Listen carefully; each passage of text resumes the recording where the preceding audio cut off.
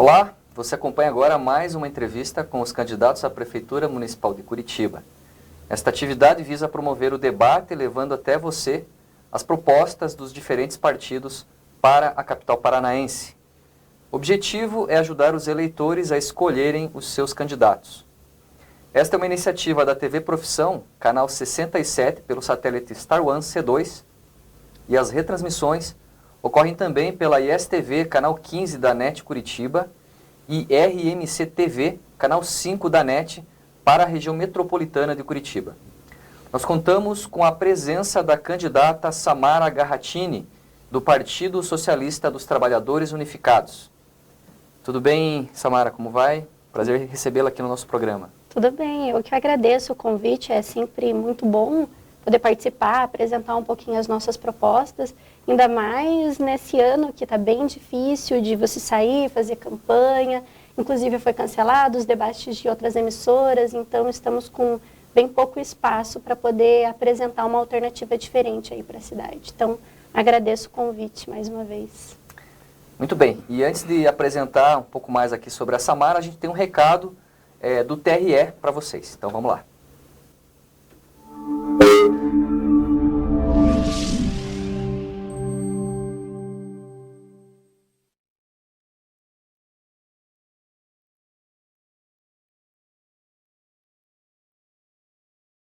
Em nome da Justiça Eleitoral do Paraná, eu cumprimento todos os seus juízes, servidores, colaboradores e especialmente aqueles que irão atuar como mesários no dia das eleições.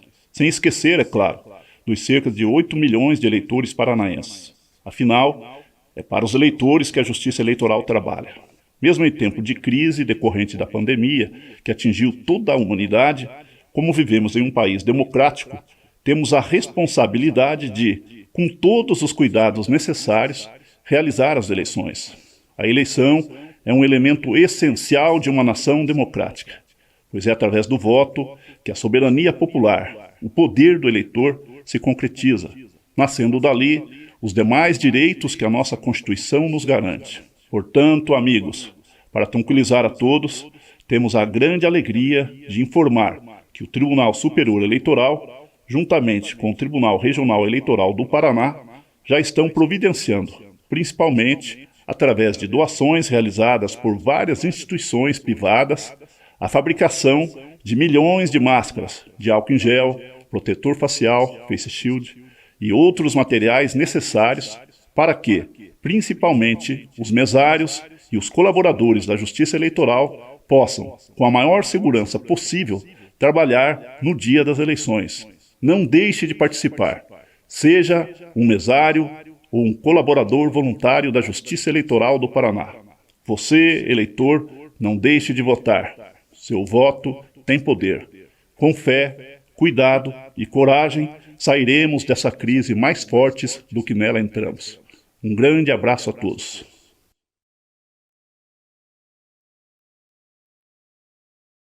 Voltando então aqui com a entrevista com a Samara Garratini, do PSTU, que é candidata à Prefeitura de Curitiba.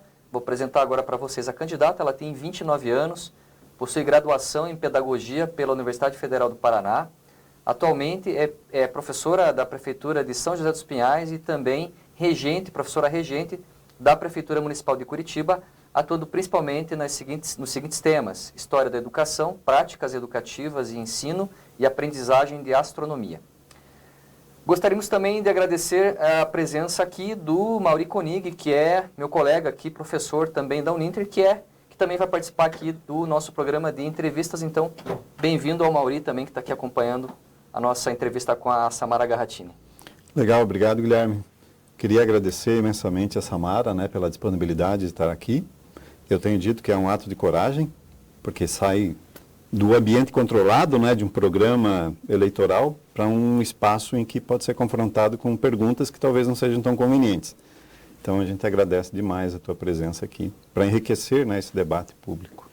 Obrigada. Muito bem. E participa também desta série de entrevistas aqui na TV Profissão, uma série de profissionais que também mandaram suas perguntas gravadas aqui para o nosso programa.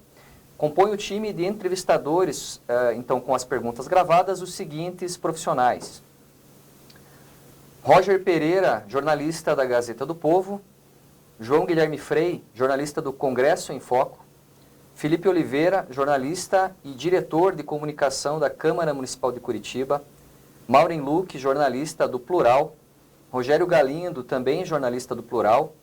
Manuel Ramires, jornalista do Porém e do Senge. Kelly Ambrósio, jornalista da TV Profissão. Alexandro Teixeira, jornalista do Livre Jor e professor da Uninter. Também Maura Martins, jornalista da Escotilha e professora da Unibrasil. Doacir Quadros, cientista político e professor da Uninter. Aquiles Batista Júnior, profissional de marketing e professor da Uninter. E Lucas Máximo, cientista político e professor da Uninter. Lembrando que todos os 15 candidatos à Prefeitura de Curitiba foram convidados formalmente para esta atividade, com o tempo de 40 minutos. As entrevistas estão sendo gravadas presencialmente, mas também se garantiu a todos a possibilidade da gravação remota, considerando aí os riscos de contágio pela Covid-19. Então vamos à nossa primeira pergunta. Eu passo a palavra então para o Mauri Koenig. Então, Samara, um dos grandes gargalos de Curitiba, entre vários, né, é a questão do transporte. E no seu plano de governo, você fala em tornar o serviço de transporte 100% público, né, e com a extinção das empresas privadas. E também, ainda nessa área, na verdade, acaba sendo duas perguntas em uma, você fala no teu plano de governo sobre a construção do metrô de Curitiba, né? Então, aqui tem duas perguntas, na verdade, em uma só. Primeiro, a ideia, então, seria encampar o município, né, encampar as empresas privadas de transporte público. E segundo, o metrô, o projeto de 2010, que era para ser para a Copa de 2014, que acabou não acontecendo, tinha um custo estimado de 3 bilhões e meio de reais, né, para 13 quilômetros apenas de um trecho. Um valor extremamente alto. E também, no seu plano de governo, prevendo que seria uma tarifa, chegando a tarifa zero com o custeio, né, por parte do Estado, no caso do município.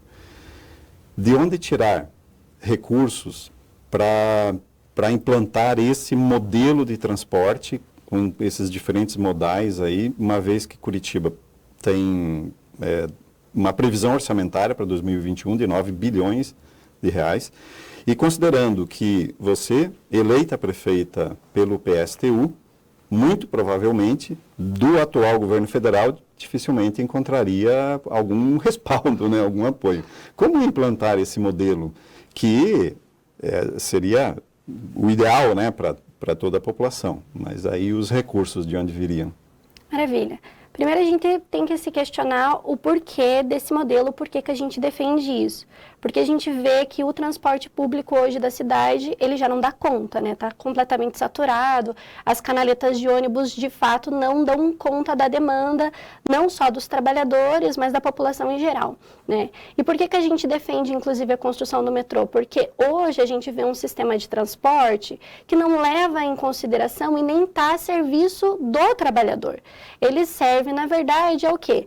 Não só as empresas de transporte privadas da cidade, né, como a gente já sabe, que recebem aí milhões de subsídio não só da prefeitura, mas também do governo estadual, mas também serve ao comércio, serve à indústria, porque as pessoas que utilizam o transporte, ou utilizam porque vão trabalhar, na sua grande maioria, ou porque vão consumir, seja no mercado, seja no shopping, enfim, né, fazer os consumos. Então, o transporte da cidade, ele deveria estar o quê? A serviço de quem utiliza, e não a serviço dessas empresas, dessas indústrias e das empresas de transporte da cidade. Então, o que nós queremos? Inverter essa lógica. Além de fato, colocar a frota de ônibus já paga com o dinheiro da prefeitura na prefeitura, porque nós já pagamos, né, a frota de ônibus, a gente quer romper imediatamente, inclusive com as empresas privadas do transporte. A gente acha que não tem como ficar esperando até 2025 para mexer nas licitações, a gente acha que tem que romper imediatamente, né, colocar a serviço da prefeitura esses ônibus e fazer, obviamente, a construção do metrô para que de fato resolva o problema. Mas não tem nada a ver com o projeto projeto do metrô que tinha sido discutido ou apresentado também alguns anos atrás por outros candidatos, né, que inclusive não levava em consideração a rota dos trabalhadores da cidade, porque queriam fazer um metrô embaixo da canaleta, né, já debaixo da linha do biarticulado. Isso não resolveria o problema. Então a gente precisa aí de várias coisas, né? A gente tem que ter, primeiro, cientistas na nossa cidade, contratados concursados, que vão pesquisar qual é a questão do aumento da habitação, né, da população de Curitiba, pensar a rota dos nossos trabalhadores, onde moram, para onde vão, para onde trabalham, onde estão os maiores fluxos do trânsito em relação não só as ruas, né, que deveriam ser construídas, mas também um roteiro de locomoção e horários dessas pessoas. Pensar a estrutura geográfica da cidade, né, porque Curitiba tem vários rios, então pensar como fazer, como resolver esse problema. E também pensar em um transporte que seja integrado. E quando falo integrado, como você colocou, não só integrado com outros tipos de modais, como bicicleta, como carro, mas também integrado com a região metropolitana. Porque hoje a gente vê trabalhadores daqui, de Curitiba, que moram na região metropolitana, ou muitas vezes o contrário, pessoas que são moradores da região metropolitana e que precisam trabalhar em Curitiba e andam com 2, 3 cartão, pagando vários preços diferentes da tarifa, né? Então, isso a gente precisa de pensar um transporte que seja integrado não só com outros modais, mas também com a região metropolitana. E de onde vamos tirar dinheiro para isso? Primeiro que a gente vai mesmo, vai romper, já vamos estatizar, acabou aí com o lucro dessas empresas terceirizadas que prestam serviço na prefeitura, porque nós queremos, inclusive, incorporar os trabalhadores hoje dessas diversas empresas privadas como funcionários da prefeitura, então quem vai arcar com salário, com benefícios é a própria prefeitura, então nós vamos romper com o lucro dessas empresas, porque não faz sentido para nós você contratar uma empresa terceira para fazer um serviço, você contrata uma empresa para contratar uma outra empresa para fazer um serviço que você poderia muito bem resolver. Então, nós vamos cortar isso, então aí a gente já economiza uma grana, a do ônibus também, e acho que a principal medida é parar de pagar a falsa dívida pública aí, que leva só da prefeitura 200 milhões por ano, né? Então, a gente vai fazer parar imediatamente o pagamento dessa dívida e aí começar, de fato, uma licitação para fazer investigações, inclusive, do que a gente vem pagando, né, fazer uma auditoria, não é licitação, desculpa, fazer uma auditoria dessa dívida para ver o que é essa dívida, quanto dinheiro, inclusive, já pagamos e o que nós estamos pagando durante todos esses anos, né? Uhum. Okay. Mas aí, candidata, uma das propostas de vocês também é garantir a gratuidade do transporte público, né? Como é que você vai pagar o transporte se a proposta era que ele já se paga pelo custo que o trabalhador, né, paga de passagem, enfim, se não vai ter dinheiro depois para manter um sistema desse? Da onde que viria o dinheiro? Como é que a gente faz para manter um sistema gratuito e estatizado, né, de transporte público? Porque hoje o que a gente vê é que o principal problema hoje do transporte público é que ele não, de fato, não beneficia a população. Porque hoje quem paga, quem custeia o transporte público são os trabalhadores, seja por uma tarifa altíssima, né, que R$ 4,50 é uma das maiores do país, seja pela própria prefeitura e o governo do estado que fazem esses subsídios às grandes empresas. O que nós queremos literalmente, romper com isso, pegar esses 200 milhões aí da dívida pública e para poder, de fato, investir num transporte de qualidade para a população e que resolva os problemas do transporte. Aí, claro, a gente também tem algumas políticas como as empresas que têm mais de 200 funcionários, de 100 funcionários, ter o transporte fretado, porque hoje a grande maioria dos trabalhadores que trabalham nas fábricas ou nos shoppings, né, tem um contrato de trabalho, mas não é garantido um transporte fretado, então acaba sobrecarregando também o transporte público. A gente também tem políticas, inclusive, de reduzir imediatamente, inclusive, o valor da tarifa para R$1, e aí sim fazer, quem sabe, a rumo zero, assim. A ideia é inverter a lógica. Quem vai financiar o transporte não é a população e nem a prefeitura. Quem tem que mais subsidiar o transporte são as empresas. Como vão fazer isso? Taxando também essas grandes empresas, que hoje lucram muito com a questão de subsídios que recebem do governo, principalmente essas empresas que lucram aí milhões até no mês, recebem inclusive em isenções fiscais, recebem em juros baixos. A ideia é acabar com tudo isso. Essas empresas que têm caldo, que conseguem se virar sozinha, vão ter que financiar, inclusive, não só o transporte, mas também os outros serviços públicos, como saúde, como educação, através de uma cobrança de juros um pouco maior e também cortando esses benefícios que hoje elas recebem pela prefeitura. Muito bem, a gente tem uma pergunta aqui do Aquiles Batista Júnior, que é profissional de marketing, professor também da Uninter. Ele tem uma questão aqui para a Samara Garratini, que é a candidata a prefeita. Então, vamos lá. Olá, tudo bem? Bom, primeiramente, parabéns pela iniciativa e coragem e determinação de se lançar candidato. Espero que você tenha êxito na sua jornada e que vença a democracia. Bom, a minha pergunta é em relação à saúde. Gostaria de saber como que o candidato, a candidata, pretende fazer para resolver o alto índice, né, de procura nos nossos postos de saúde. São aí 75 bairros em Curitiba, vários postos por regionais, que são usados pela região metropolitana. Nós não podemos impedir, né, uma pessoa que precisa de saúde, de atendimento, mas qual seria a sua ideia em relação à melhoria no atendimento dos postos de saúde de Curitiba? Beleza. Então, assim, primeiro a gente tem que ver também como que funciona o sistema de saúde, não só da prefeitura, mas também do estado, né, e do governo federal, inclusive medidas que são defendidas desde o governo federal, que acabam viabilizando uma medida de você, em vez de você abrir leitos dentro da estrutura pública, você faz a compra de leitos dentro do setor privado. Isso tanto nos hospitais e enfim. E o que acontece? Em vez de você ter um recurso público que vai investir no serviço público, você tira o dinheiro público e investe nesse setor privado. Nós queremos acabar com isso. Isso é a primeira coisa, para todas as áreas, é a romper com essa iniciativa privada. A gente acha que o dinheiro público tem que servir para a estrutura pública. Nós não achamos certo uma pessoa precisar, que nem foi feita a pergunta, ficar dias, às vezes 90 dias para conseguir fazer principalmente consulta com especialistas, que é muito difícil encontrar na prefeitura.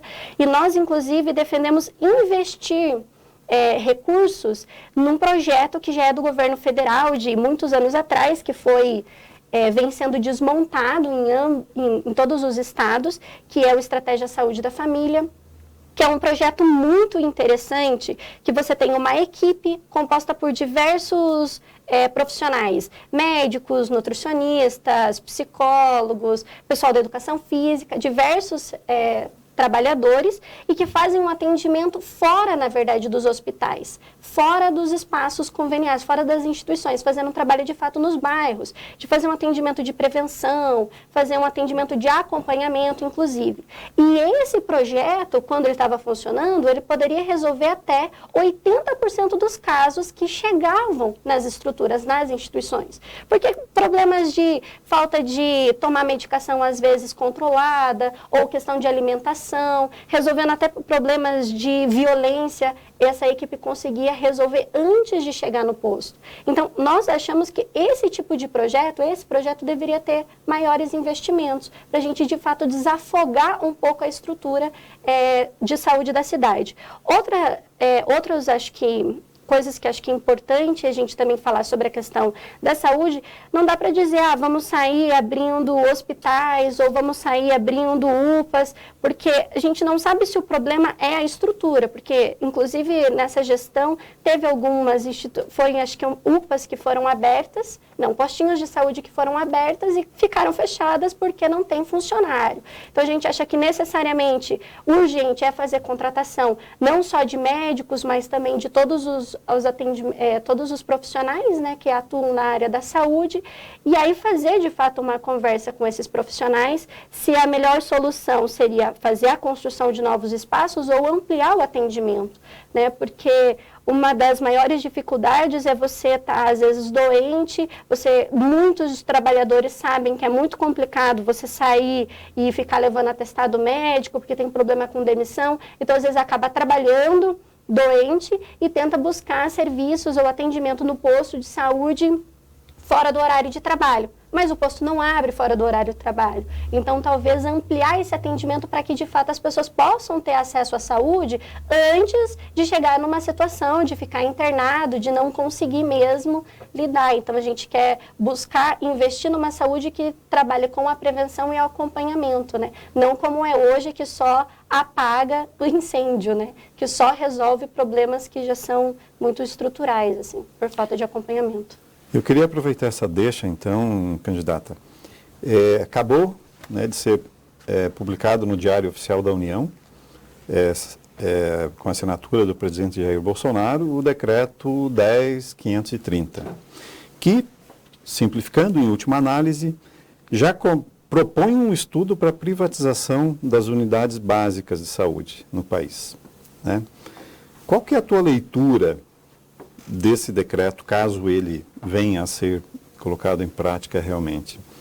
Que, em última análise, seria uma privatização das unidades básicas de saúde.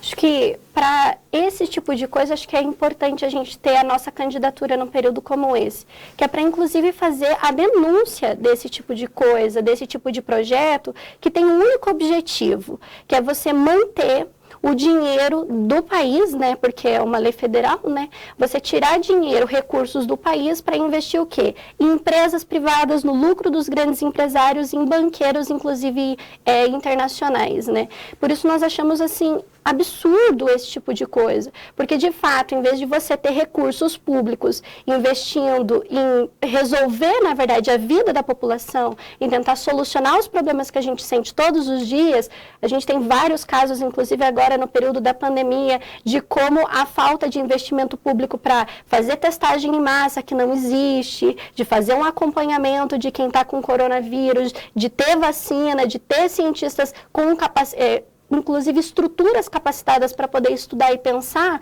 uma melhor ciência, uma melhor tecnologia nessa área, a gente não tem por conta desse tipo de política que busca só exclusivamente afinar relações políticas e econômicas com os grandes empresários, né? Nós somos, inclusive, bem contra esse tipo de proposta aí do governo federal. Isso colocaria em risco o Sistema Único de Saúde no país? Poderia, inclusive já vem colocando, né? Não é só essa medida que vai acenar ainda mais a sentença de morte do SUS, né? Nós queremos, inclusive, investir no SUS. Achamos, inclusive, que não resolve todos os problemas, claro que por mais que todos os problemas que tem de norte a sul do país, o SUS ainda vem resolvendo muitos casos, né? A gente vê países em que as pessoas morreram dentro dos hospitais privados e não foram tirar os corpos porque não tinham condições de pagar a alta conta, né? Hoje, no Brasil, a gente vê as pessoas morrendo dentro das filas porque não tem atendimento, não tem equipamento, não tem leito, ou ficam esperando anos para poder fazer algum atendimento com um especialista na rede privada, né? Por conta desse tipo de projeto que, em vez de investir, você acaba financiando o lucro dessas empresas e, inclusive, dá margem para a abertura de muito mais instituições de saúde privadas do que, de fato, a gente tem uma estrutura pública de qualidade que atenda a todos, né? Então, acho que sim, esse tipo de projeto acaba colocando o SUS no leito da UTI, assim. E no seu programa também, candidato, vocês falam da questão das terceirizações e propõem, inclusive, o fim da terceirização de serviço na prefeitura, né? Isso pressupõe, então, a realização de concursos públicos, imagino, né? No entanto, boa parte do argumento que defende a necessidade da terceirização está relacionado a uma economia dos custos, dos cofres públicos, e também uma eficiência maior no serviço público. Vocês pretendem, ao fazer um concurso público, mexer também na maneira de gerir os servidores públicos e que mudanças seriam essas? Eu acho que assim, nós primeiramente achamos que essa forma de estrutura administrativa da cidade não resolve nossos problemas, porque a gente vai lá, elege o prefeito, elege vários vereadores e essas pessoas junto com os secretários é que decidem o que fazem, o que contratam, para onde que vão os recursos, cargos comissionados da mesma forma, quais são as funções. Nós, inclusive, estamos propondo nessa eleição uma outra ferramenta de organização, que de fato são os conselhos populares, onde os trabalhadores, na verdade, organizados no seu local de trabalho, os moradores nos bairros, os estudantes nas escolas, vão discutir os problemas que sentem, vão discutir as soluções possíveis, os recursos para, de fato, administrar a cidade. E é esse conselho popular, essa forma organizada, que vai, de fato, pensar onde e quais são os serviços que nós precisamos. Por exemplo, a gente discutiu aí saúde e transporte.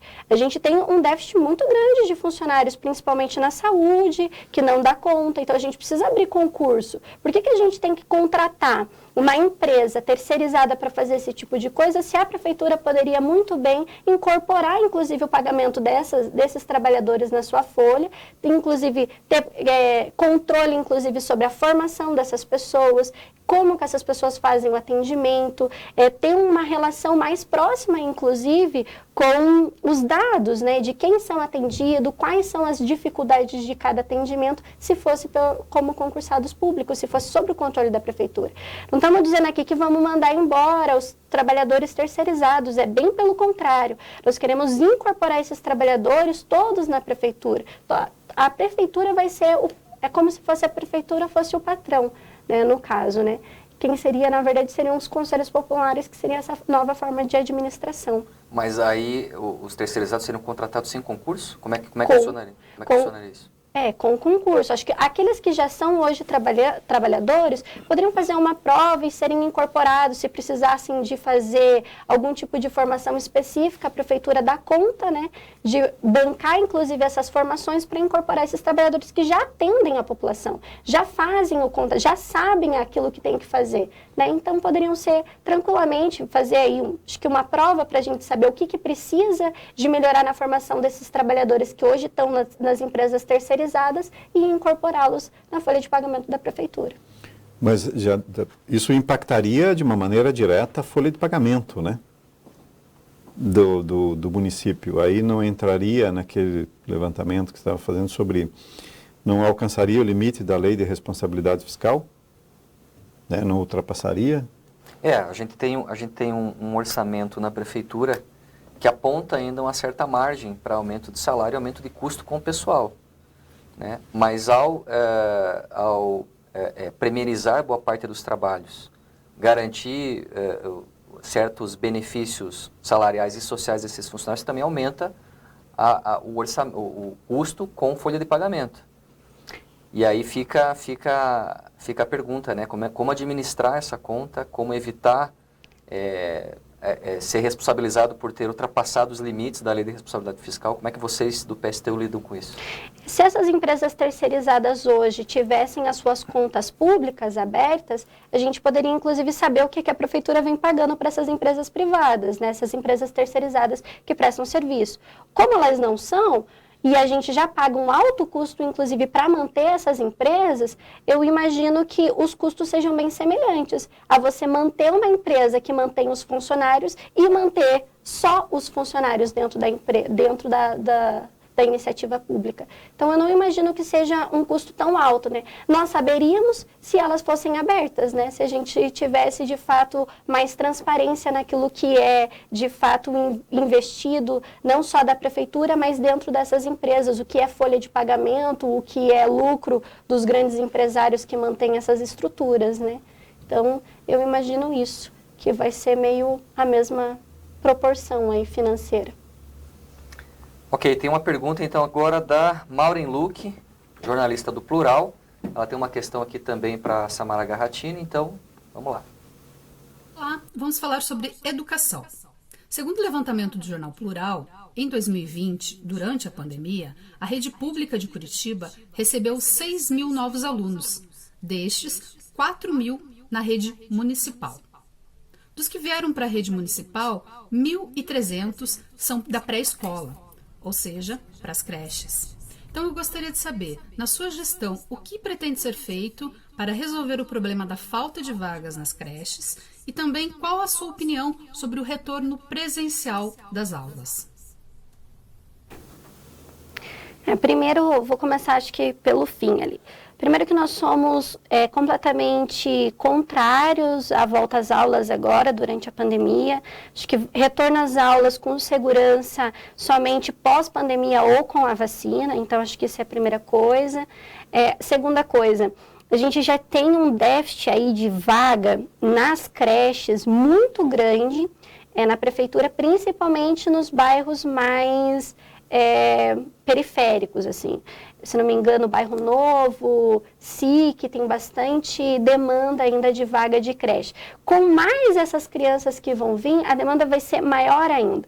E principalmente quem é afetado pela falta de vaga nas creches, além das crianças, obviamente, são as mulheres, né? Que são as mães que às vezes têm que deixar de trabalhar para poder ficar com seus filhos em casa. Então, nós defendemos aí, acho que como a grande maioria, fazer a construção de novas creches, e eu acho que o principal fator aí de falta de creches na prefeitura é que você tem toda uma política de privatização, né? E como que isso acontece de fato na prefeitura? Que diferente da saúde e diferente do transporte, você não tem, a prefeitura não compra leitos, né? No caso aqui, compra vagas também nessas creches que são filantrópicas, né? Então, querendo ou não, é uma mesma forma da saúde, né? De compra de vagas. Então, primeiramente, a gente vai romper com isso, né? A gente quer, inclusive, que esse dinheiro que a prefeitura banca essas instituições sejam para poder, de fato, construir novas creches, né? E fazer contratação de novos funcionários. Segunda coisa, a gente também tem uma política de... Desculpa, Samara, vocês têm um cálculo de quantos funcionários precisaria hoje a prefeitura? Vocês têm já esses dados, não? Olha, na verdade até tem, sabe? Mas olha, eu não sei. Eu não vou saber te falar, mas tem. Inclusive o sindicato, o SISMAC e o SISMUC, que são os sindicatos da categoria, tem no site lá, inclusive todo ano fazem um levantamento de acordo com os aposentados e tudo mais, de quantos funcionários está precisando. Mas eu sei que no meu setor são vários. Eu dou a creche ainda, são mais ainda, para fazer esse atendimento no 6. Ai, o que eu estava falando? Desculpa. Eu te fiz perder o raciocínio, porque eu fiz uma pergunta no meio da tua resposta. Eu estava falando sobre a questão das terceirizações, como é que funciona essa questão do investimento, né? Então, a gente tem essas creches que são junto com parceria privada. E a segunda coisa é que a gente tem uma questão de sucateamento mesmo. Você tem escolas com uma estrutura muito ruim, a gente tem escolas que não conseguem fazer o atendimento no período integral, né, dessas crianças, a gente tem toda uma dificuldade de acesso, como já foi colocado, e você tem o quê? Você acaba empurrando os pais que acabam tendo condições para quê? Para fazer a contratação e colocar essas crianças numa instituição privada, né? Uma instituição paga, porque você não consegue ter acesso na instituição pública numa educação de qualidade. E isso é uma forma também de privatização, né? É um pouco diferente do que acontece no transporte e na saúde, mas ela também acontece aqui na educação. Tanto que Curitiba é uma das capitais nos últimos 2 anos que cresceu muito o número de escolas, a abertura de escolas privadas. Por conta disso, você tira dinheiro público, você corta o investimento nesse setor e você acaba empurrando os setores que têm condições de comprar e de pagar uma mensalidade para os setores privados. Nós achamos isso um absurdo, porque a gente vê uma diferença muito grande, inclusive na qualidade de ensino das grandes instituições de ensino da cidade e aquilo que é ofertado nas instituições públicas. Nós achamos, inclusive, que para poder resolver essa questão de déficit e também resolver o problema de qualidade de ensino, nós queremos, inclusive, incorporar as grandes instituições de educação da cidade também na rede pública, né, para que, de fato, todas as crianças que hoje não têm condições de pagar tenham acesso à tecnologia, tenham acesso à internet, tenham acesso a um laboratório, coisa que não existe nas nossas escolas, enfim, quadra e tudo mais, né, tenha, de fato, acesso a uma educação com qualidade. Então, mas essa é assim, uma leitura geral, eu vou simplificar, né? Você propõe um caminho bem diferente do que a gente vê aí no governo federal agora, que é mais neoliberal, mais de privatização. A proposta atua aqui em particular, mas do PSTU em geral, é mais de estatização de serviços essenciais, como saúde, educação, transporte, enfim. Você falou em incorporar, né, grandes escolas. Como seria essa incorporação? Seria encampar também o município, sei lá, Tomar estatizar? as escolas privadas? Não tomar, assim, talvez dá a impressão que vai, né, mas encampar de alguma maneira, adquirir, sei lá, como que seria essa incorporação que você disse? Primeiro que é isso, nós estamos mesmo saindo aí nas eleições hoje eu não estou com aquela camisa que está escrito socialista e revolucionária, mas é bem isso mesmo, porque a gente acredita que é possível, inclusive, ter uma sociedade que seja socialista. E no sentido do quê? De você colocar na mão da população mais pobre, dos trabalhadores, aquilo que eles produzem, né? Então, se a gente produz tecnologia, se a gente produz internet, se a gente produz ciência, se a gente produz educação de qualidade, por que que isso não é de acesso a todos, né? Então, nós sim defendemos que isso esteja de acesso principalmente na mão dessa população.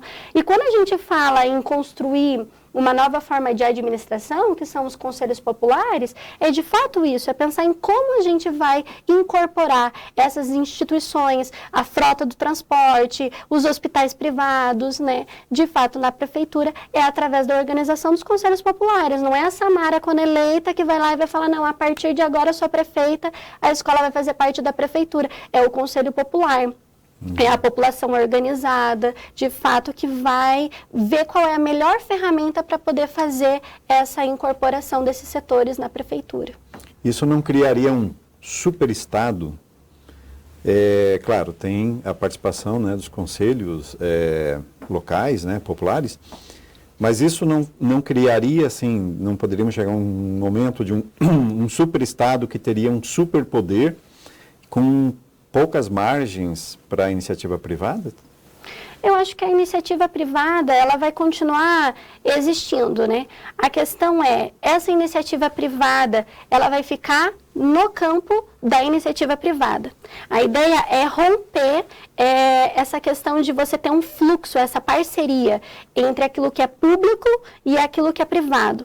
A gente acha que esse tipo de parceria não tem que acontecer, porque quem perde com esse tipo de sistema é a população, porque o recurso público, o meu salário, os nossos impostos, os juros que a gente paga, em vez de fato ser revertido para nós, são revertidos para as instituições privadas. Então, são essas parcerias que a gente acha que elas têm que acabar, né?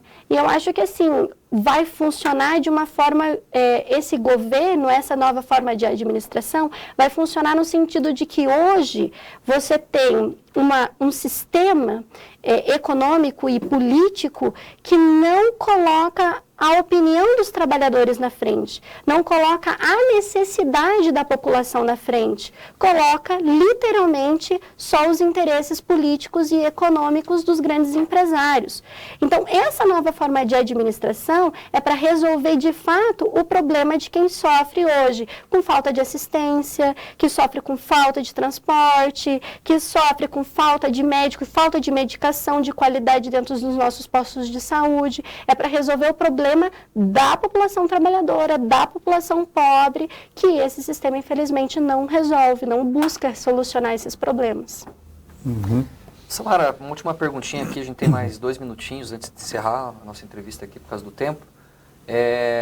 Como é que você vê a questão, enfim, do PT, sobretudo? Foi um governo que, né, durou, um governo na presidência durou até bem pouco tempo, e a posição do PSTU sempre foi muito crítica em relação ao PT, desde antes da eleição do Lula.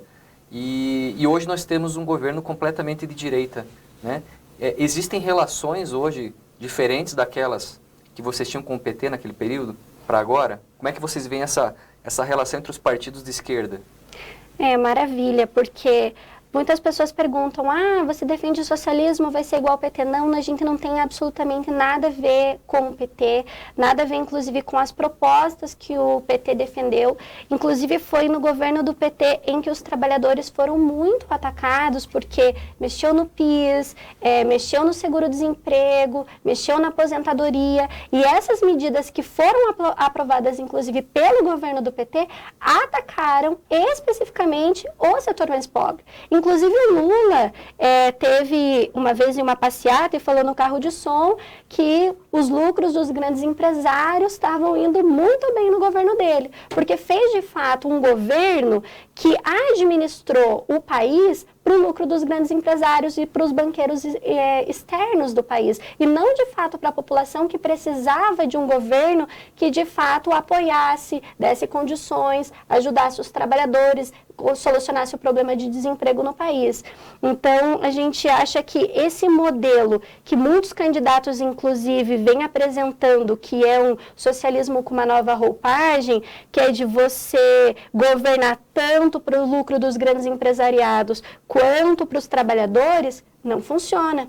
A gente viu no PT que esse modelo funciona só para o lucro dos grandes empresariados e para o trabalhador não funcionou. Então, nós achamos que não dá para a gente vir achando que dá para reformar esse sistema ou que dá para governar junto do lado dos banqueiros, que todo mundo vai ficar feliz, porque não vai.